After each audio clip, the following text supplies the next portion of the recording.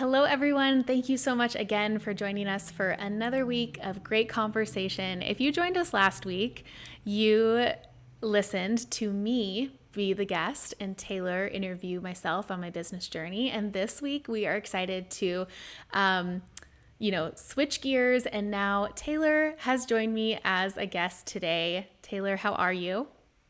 I'm doing great. We are entering September. School is in full swing with the kiddos.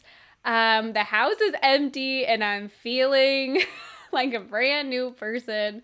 Honestly, ready to dive back into business and get ready for, booking season next year. So yeah, how are you, Kelley?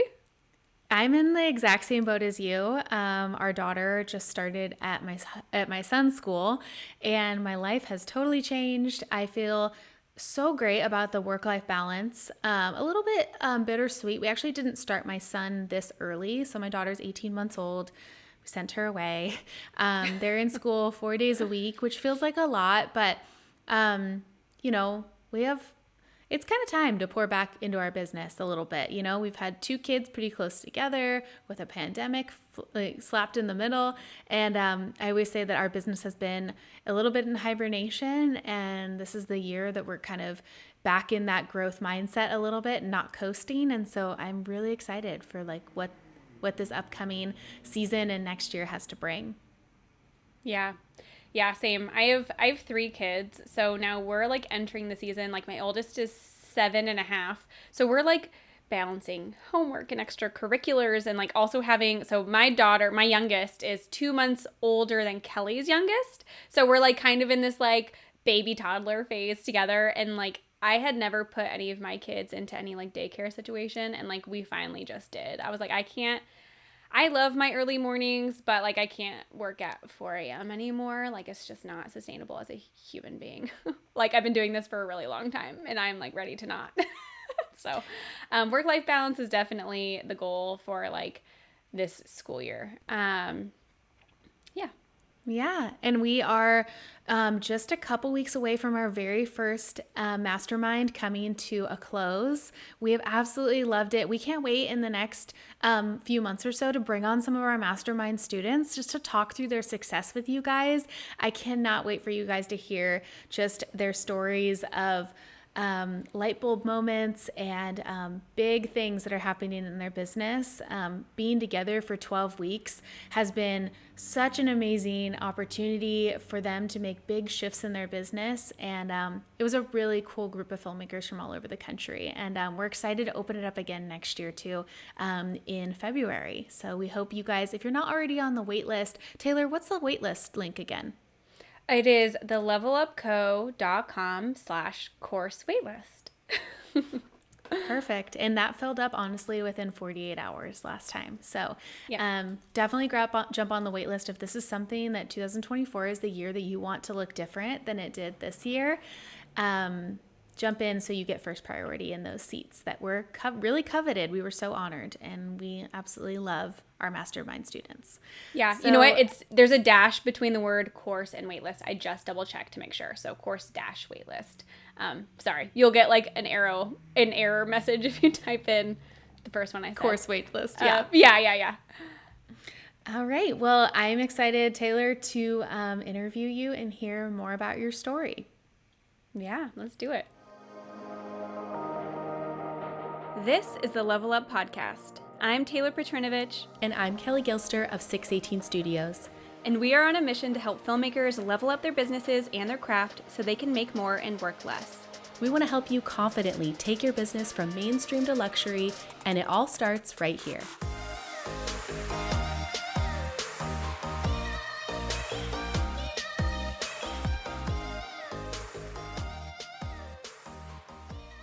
So, Taylor, I know a little bit about your story, but fill me in the rest of the gaps. How did this whole journey start from you? What season is this for you?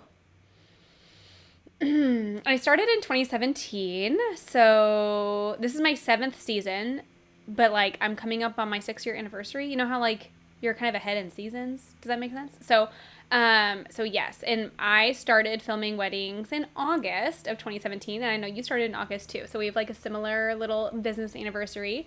My journey is kind of probably similar to a lot of people in that I stumbled across wedding filmmaking by accident. I didn't like grow up wanting to be a wedding filmmaker, you know.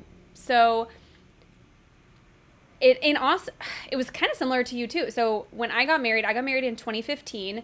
And in that time, I was very into YouTube. Like, I loved watching YouTube. I had, like, all these people that I, like, subscribed to and, like, loved and just watched all of their content. And naturally, like, I feel like what happens, well, back in 2014, 2015, like, I feel like YouTube was, like, in its, like, heyday. It was, like, coming into itself. Like, a lot of creators were like blowing up out of nowhere. Like, it wasn't as saturated as it was now, but like that's where you started seeing people doing like travel vlogging was really huge and really upping the game in cinematography. So I actually became like kind of aware of like how beautiful these videos were. I had like my favorites that I loved watching, and so naturally when it came to like book our vendors for our wedding, I actually put a lot more like value into booking our videographer, and honestly just kind of like all coincided at the same time. If it was a year prior, I probably wouldn't have like really cared about videography, but because of this like YouTube obsession, I did. And so, I mean, we're not fancy people. I think we spent like $30,000 on our wedding and like $1,500 on our photographer, but like $3,500 on our videographer. I really valued video, and he did a great job. I love our wedding film, and I loved it, like that whole process so much that I brought like a point and shoot camera to our honeymoon. And I remember watching our wedding filmmaker. He had a video on his website of like a vacation video. It was like very beautiful. It was like cinematic. But like I remember trying to like shot for shot remake his vacation video, but for our honeymoon video. And I just thought it was like, I used the same like music track, like everything. And I was like so proud of it. I remember sharing it on Facebook, like just being like so proud. I love it. I love it. That's kind of like where like I was like, oh, I can like kind of do this too. Like, how fun. I got pregnant really, really quickly after getting married. And at the time, like, when you're, like, having your first kid, you, like, obsess over everything, right? Like, so naturally, I was, like, a huge YouTube person, like, as a consumer of YouTube. And so, like, I started following all these moms and, like, really consuming the mom content. And I was like, I should do this. I can totally do this. Like, I have a camera now that I bought for our honeymoon video. So I actually started a YouTube channel and, like, did a bunch of, like, mom content and all that stuff. I actually saw, like, semi-success. I think like the YouTube channel still exists, you guys. I think I have like 8,000 subscribers or something. Like, I don't know. It was like pretty good for like putting 9 months of work into it, you know? Can we like drop the YouTube link in the show notes? No. Dang it. Absolutely not. This is the content that the listeners are here for, Taylor. Come on. No, just kidding. But it's still floating out there. If you find it, send me a DM. Actually, I've had 3 people, so I started this podcast back in 2020, and I've had 3 people separately DM me saying, oh, I found your YouTube channel. And I'm like, shh, don't tell anybody. But yes, that was part of my journey. I had my daughter. Obviously, like, as a mom, it's hard to balance. So I was still doing YouTube content. But then around the time of her first birthday, like, shortly before that, I was just, like, super, like, done with it. Like, I really loved the video creation process. I thought that was, like, so fun. But, like, I kind of ran out of, like, ideas. Like, I was like, people don't care about me cleaning my house anymore. You know what I mean? I was like, this is so lame. So I was actually, like, talking to my husband, and I was like, I don't think I can just be a mom. Like, I think I'll go absolutely crazy if, like, my entire day consists of just, like, taking care of a baby and cleaning and cooking, like, and that's it. Like, I need something to work towards and, like, a project. Like, I'm a huge project person. And so he was like, well, I mean, you, like, bought all this stuff. Like, I had, like, lighting, audio. Like, I was, like, into the YouTube stuff. Yeah. I had like a Canon Rebel like T3i, you know, like all this stuff. So that was like very fancy for like someone who doesn't know what they're doing. Fancy. Yes. And so he was like, you should make a company where you like make videos for other people. And I was like, brilliant. Yeah, let's do it. And I was like, okay, what? I was obviously like taking my own like frame of reference of where I was and like trying to apply that to video. So I was like, I guess I could do like maternity videos, birthday, like, I don't know, whatever. All these things that like kind of there's no market for, obviously. So like I started like asking people like, hey, can I film this? Can I film this? Like, just like all like my friend network. And so like a bunch of people did me a huge favor and let me like film them awkwardly like walking through the park, and like that was how I built like a portfolio. And all of a sudden somebody who I went to high school with reached out. We were never very close, but like we were friendly, and she was like, hey, I'm getting married like in a month, like, and I see you are doing videos, like, would you come shoot my wedding? And I was like, yes, I can. I had bought, it was like the original Ronin S. I had an original Ronin S. So obviously I was like big time, right? With my stabilizer right out of the gate. And there you I go. can totally shoot your wedding, and I will do it for $875. And she was See, like, okay, yeah, wait, time out. I love this story because there's so many people like me where I'm like, I shot it for free. I shot it for $100. Like, coming right out the gate, like commanding $875. Like, good for you, Taylor. Like, Taylor's a boss from the very beginning. She knew. She knew her value. Yeah, that's actually funny. I probably wouldn't recommend, like, if we were coaching someone who was like just getting started, I probably would recommend them do something for free, because like there's just so much you don't know. Like, you've never filmed a wedding before and you're gonna show up, like, it is chaos. And I feel like you need some experience before you can charge for that. Like, even just $875. With inflation, like, that's probably over $1,000, you know? Anyway, so I did, and I filmed the wedding, and I, like, remember it was, so I live in a great area. I'm not Orange County, but I live in, like, the Sacramento area. And so I'm, like, smack dab between, like, Tahoe and, like, Sonoma-Napa area. So this was, like, a Sonoma wedding. It was, like, it was pretty.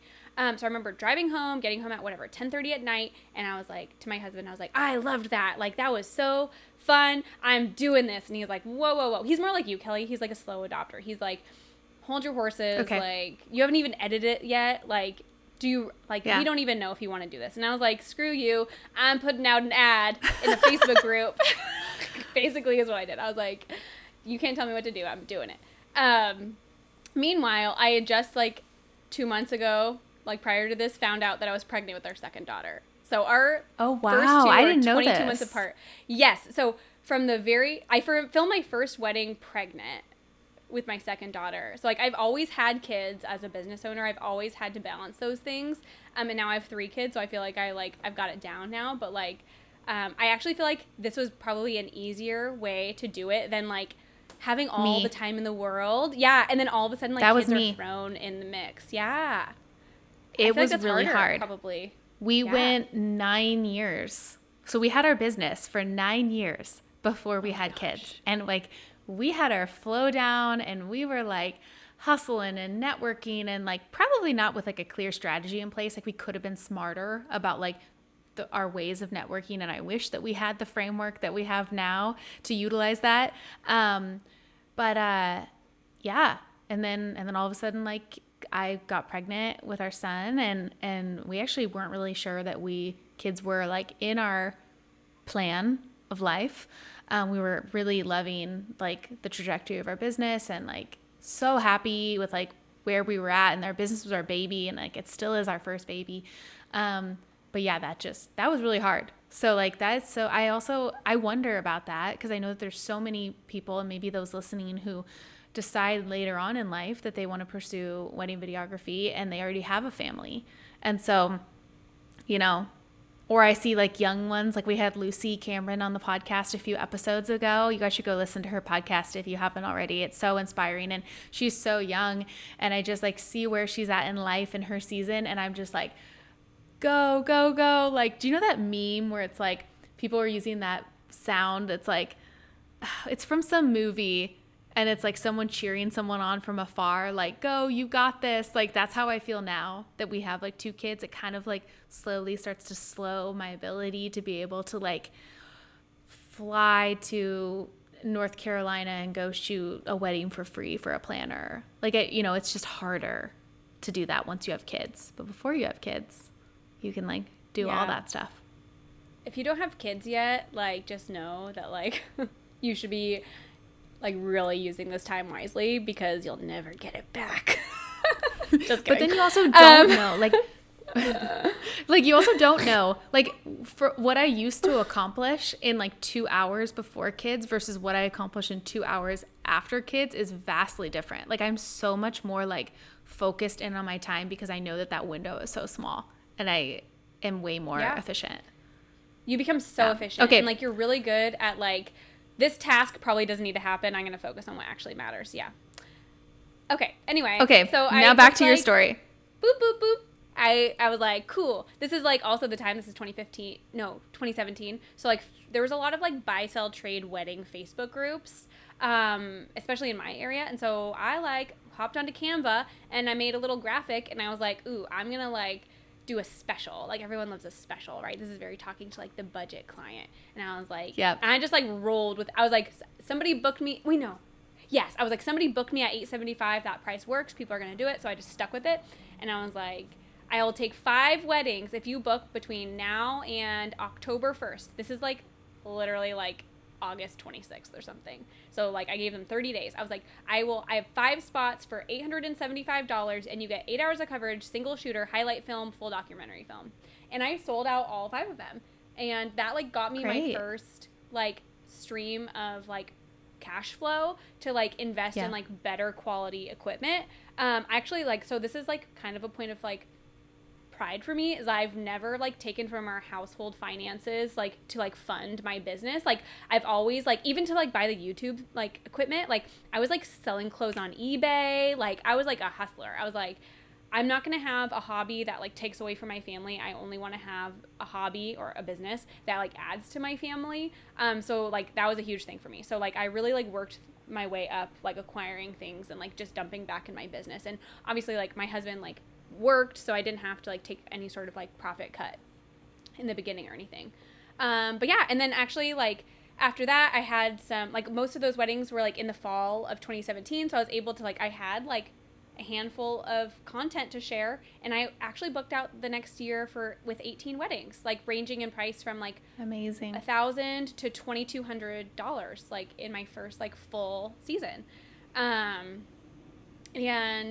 yeah, I mean, I kind of like very slowly grew between like 2017 and in 2020. And something that happened was this like weird worldwide event, you know? Nobody knows what I'm talking about, where everything was like strangely shut down. And us in California, like we really did kind of like get hit a little harder than some areas of the country. Like, weddings did not. It was hard come back until 2022. Like, honestly, like July. Yeah. Like, I remember we didn't. Yeah, it was like wishy-washy until it was like solid year and a half, pushing on 2 years. We didn't shoot like our last one that was like affected by that November of 2022. It's wild. Yeah, I had my last COVID reschedule like mid-summer 2022. So yeah, it definitely like took a long time. But anyway, so like this world shutting down thing that happened actually like triggered something in me. Like in the fall of 2019, I did my first like styled shoot. I had a planner who I'm now friends with. She like randomly reached out to me and she's like, hey, like there's this new venue here and we're gonna do a styled shoot. We were looking for video. Like, do you want to come out? And that was the first time I ever like got asked to like do something for free. And like, so it was kind of like a point of contention with my husband. He's very like, why would you do that? And I'm like, there's a long game here at play. Okay. It'll work out. Yeah. So I like went and like did the styled shoot, and that kind of got me like realizing that there's this like other world outside of just like the events you book. And, you know, it was like published and I was like, what does this mean? Like, what is Style Me Pretty? I don't even know. And so it like kind of like sparked this whole thing. And so, the world shut down, and in June, like this is like height of it, like you're supposed to be home, and at least in California. But people were starting to get kind of brave with masks outside, right? I actually like reached back out to the same planner who I did that other one with. And I was like, hey, I would love to do a styled shoot at Park Winters is the venue that I wanted to do. It's in California. It's like an hour from where I live. And I was like, I really want to do a styled shoot. Here's my vision. I like created a mood board. It was very like what I thought was like very luxury. It was like green and white florals and like a sleek dress and like all this stuff. But now like looking back, I'm like, what a basic shoot. Wow. But she was like, yeah, cool. I have a photographer in mind and I think we should ask her to come on board. And I was like, sweet. And that was Ashley Baumgartner, Ash Baumgartner, who I'm like dear friends with now. And so we brought her on and we did the shoot like a month later. And like actually like that trickled into like this weird thing where I did like 4 or 5 styled shoots that year. And I only shot like 3 weddings. They were all like very micro weddings, like like 12 to 15 guests in attendance. But like having this like log of like really great editorial work actually like kind of gave me like much better content to work with than like the actual weddings I was shooting. And I just leveraged the heck out of it.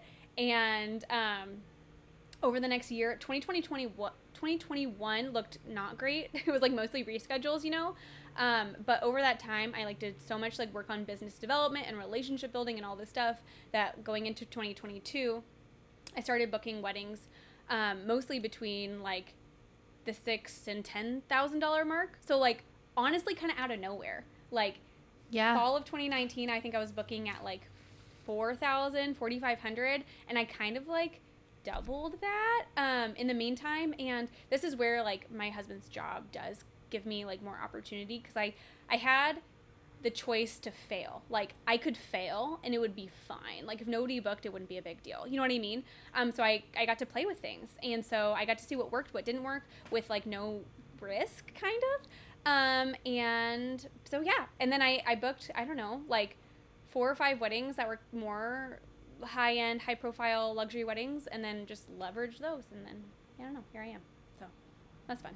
You are such an inspiration, honestly. Just like so fast, like in that you just like had this vision and you just knew like what was gonna work and what was gonna best suit your business. And like I felt like just the strategy straight from the get-go, that's huge. Yeah, I see business, especially like in our industry, as like a huge game of chess. And like you can play it safe and you can just like play your little like your little pawns like here and there, or you can just like line things up and go straight for the kill of the king like right away. And that's kind of like I feel like I kind of set myself up like in a very like that way. But again, like it was okay if I failed. So there was like no fear. Like bungee jumping. Like it feels scary, but you're gonna be fine. Yeah. And me, like, I feel like I'm constantly like, Paul's always like over my shoulder when I'm like ready to like change my collections around and raise my prices. He's like, higher, more. And I'm like, no one's going to book us at that rate. And he's like, you're a coward. No, I'm just kidding. But like, I really do. Like, I need a huge pep talk. For those listening, if you are like someone who needs a pep talk when you raise your prices, I need a pep talk myself, but I can also be that pep talk for other people. Like it's weird. I can be the pep talk for other people to raise their prices, but when it comes to myself, like I just have that inner battle of like, wait, no, is it okay? I'm not quite sure. So Paul's always like, yes, raise your prices. It's going to be okay. And it always is. It may just kind of come down to, especially if you're making huge jumps, like doubling your prices, just know that is most likely going to come down to like re-networking, right? There's going to be times where you're going to outgrow the relationships that you have currently, and that's okay. And sometimes some of those people will be in a same growth mindset as you, and you'll find your way back. That's happened a lot over the last 13 years. We've had moments where a planner has like skyrocketed in growth, and then we kind of played catch up, and vice versa. Like we kind of skyrocketed, and they were like, oh, they've kind of been honest with us and said, hey, you're a little bit out of budget from like where our clients are currently, but we hope to get there in the next 2 to 3 years. So like then they've played catch up and stuff. And sometimes even those relationships are the ones that are those true long game relationships too. That, they've been in business as long as we have. And sometimes you're in that same market serving the same client at the same time. And then other times there's kind of those jumps. Yeah. So we're finishing up our mastermind. And a few weeks ago I presented in there and we were talking about growth, and we're talking about big jumps. Like somebody had a question like, what if I go from this price to this price? And something I just kind of like, I hadn't thought about it before, but like I feel like this phrase is like really good to like cling to, is that like big change requires big action. So whether that means like rebranding, like doing a big like content push where you're like creating all this content, like going to big networking events, like building relationships, like if you're gonna make a big jump, in order to like have it be successful, like big action has to like be paired with it.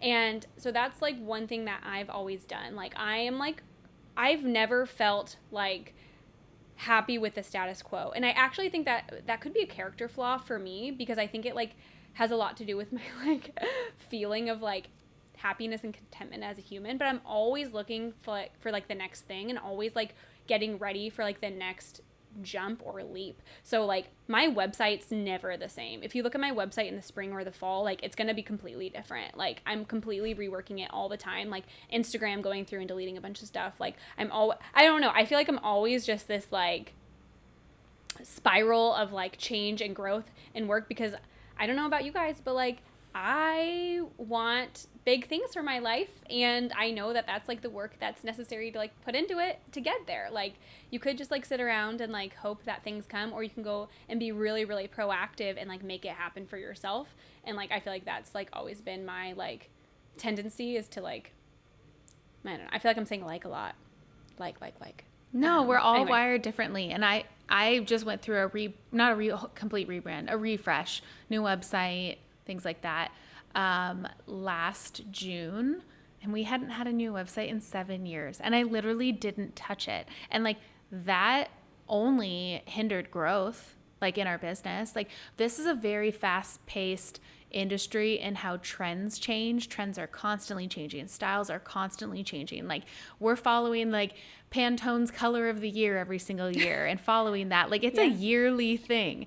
And so it's really important to know that like the way that we approach refreshes and rebrands, and we talk about this in our course in Mastermind, the difference between the two, but whether those really should be a little bit more reoccurring than like other industries, just because of like and in the luxury market, they're like chasing fashion and the next set of trends and things like that. And that moves so quickly. So just, I don't want people to feel nervous that it's like this rat race, because it really isn't. And I think that's why like understanding a strategy that works is so important, because then you're not spinning your wheels in areas that aren't going to gain traction to get you there, if that makes sense. Totally. Yeah. Yeah. Yeah, there's things that matter more than others, and like our job is to help you focus on those things to make the right changes. Oopsies, sorry, I hit my mic.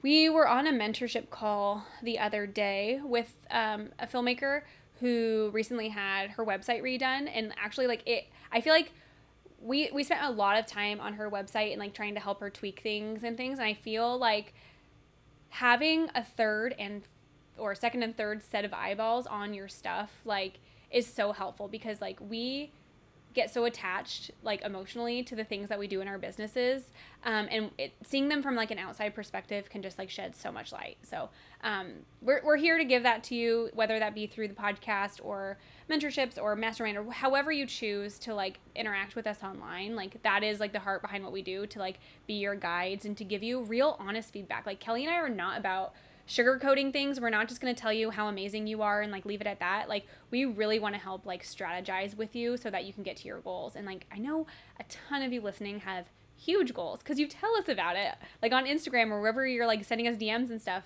and we know that you can achieve them, and you can just achieve them a little faster with a little bit of guidance and like suggestions, I guess.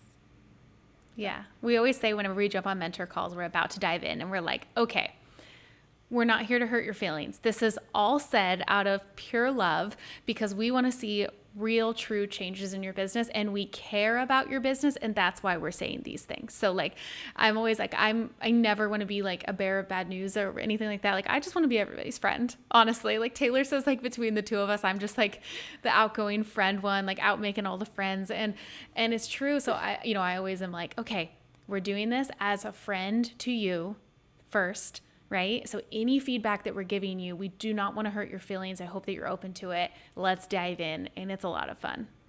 we love doing those. So Taylor, this year, what is your business looking like? Yes. So it was a slow year for a lot of people.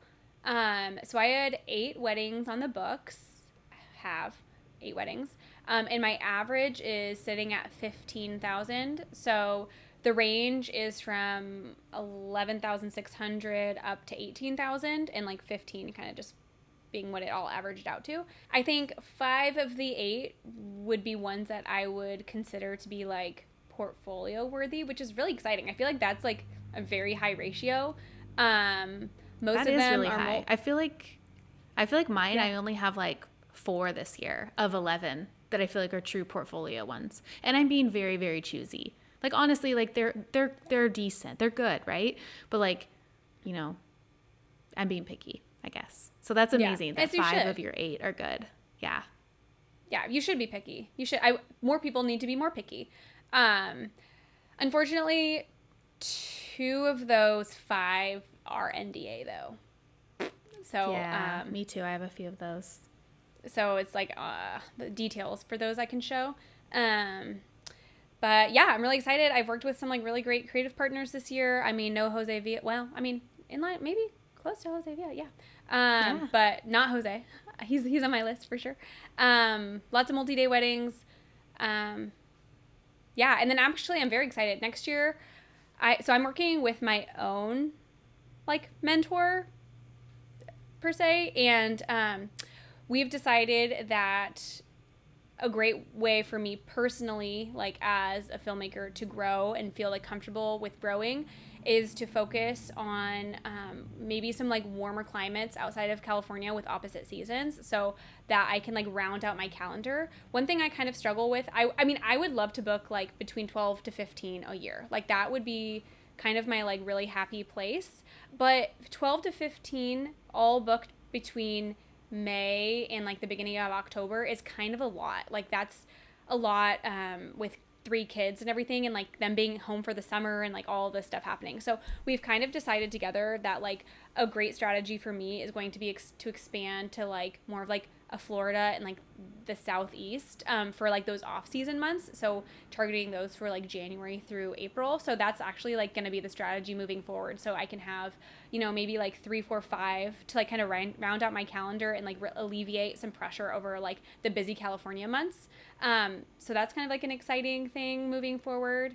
But yeah, I think over the next couple of years, I mean, I would love to, you know, be in line with filmmakers, you know, like Peyton Frank and like Larev and like Storybox. Like I would love to like be filming those caliber of events. I feel like as somebody personally who gets like honestly like kind of bored easily, like things become the status quo too quickly for me. Like I feel like that's gonna have to be what happens like for me to remain like really excited about like things.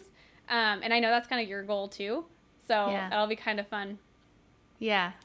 Yeah, that's those such great goals. And if any of you guys joined us for our Road to Luxury workshop this past June, it was just a couple months ago.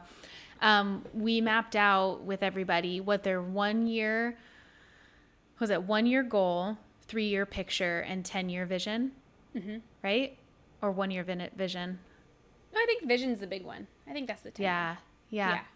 And that's so important, you guys. Like for so long, and I think that's where a lot of filmmakers, and I myself included, you start to just feel like you just have to reach this number. I just need to shoot whatever it is for you. If it's 10, if it's 15, 25, 35 weddings, you're just so stuck on this quantity over the quality, and really taking a sec to like dive into what are those peak months. So often I hear filmmakers say, oh man, I just got a dream inquiry and I had jumped the gun too quickly and I kind of booked something out of like a fear mindset that I shouldn't have booked, you know, this certain client. Like it wasn't my ideal client.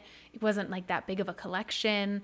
So, you know, I think, you know, rather than that scarcity mindset, just kind of generating more of that abundant mindset that more is going to be there, more is on the horizon. You know, it's always such a bummer when you get those that come through that you're like, dang, that could have really catapulted my business. But instead, I played it safe and I booked it just to book it to reach a goal number that I had at this point in the booking season.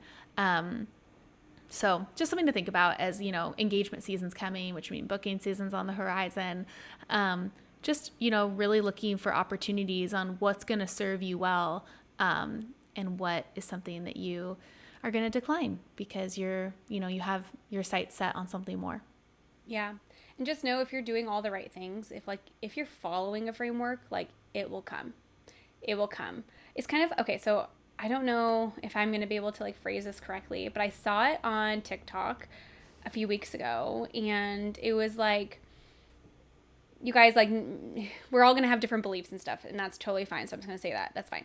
But if you pray to God for patience, he's going to put you in a position where you build that skill of patience. It doesn't just happen. He's going to put that in your world to make that be something that you grow into. And I feel that's with business too. You can't just be wishing that your business is going to all of a sudden explode. No, if that's your wish, then you need to now put it into action, the things that are necessary to do that, and then just have faith that it will come. You know what I mean? So there's a difference between hoping and praying it'll come out of nowhere versus putting yourself in line to make it happen, and then just having faith that it will I don't know, yield a result or whatever. I don't know. But I kind of like that perspective. I was that makes sense to me. Yeah, that makes a ton of sense. I think that all of us can take that mindset as we enter into 2024. I mean, it's just around the corner. Just the other day, I was putting together a newsletter and I said 2024, and Taylor was spell checking it. She's like, oh, it's 2023 still. And I'm like, shoot, I live in 2024 now. It's basically here. It is basically here. Honestly, it's going to be Halloween and then all the holidays. And then I am I'm actually kind of excited. I'm here for it. I'm here for the holiday season this year. Last year I was a little bit stressed with a baby, but now I'm let's do it. It's going to be fun. Sounds fun. I'm ready to be fun. Well, Taylor, your story is so inspiring. And again, if you listened to my story last week and Taylor's story this week, we know that it is so different. We came from different, we entered at different seasons of life. We, our business is built in a different way. Myself, a husband and wife team, yours as a solo shooter by bringing on highly qualified seconds and thirds. And then just the way that we tackle growth is so different. And I think that that's such a good way for those listening to know that there isn't just one clear road to get there. Yes, there's a strategy in place that needs to be followed, but you can enter into the industry if you're 21 years old like myself or 41 years old. There's no rule book. And so great success can be found in any season, and we're here to cheer you on along the way, and we look forward to chatting with you guys again next week. Thank you for joining us in this conversation. If you enjoyed this episode, please help us reach more filmmakers just like you by taking a screenshot and sharing it on social media. Don't forget to tag us at The Level Up Co. And join us again next week, same time, same place, as we continue to level up the industry together.